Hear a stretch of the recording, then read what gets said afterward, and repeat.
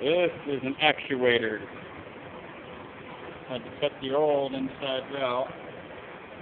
That's a good looking torch cut, I tell you. I'm still able to smell the flakes there. Smooth, less grinding. Still got to torch down a bevel right there. And then here's old Scully.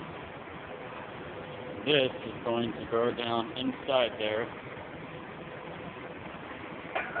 After we bevel it and clean it all out, then it will look like this.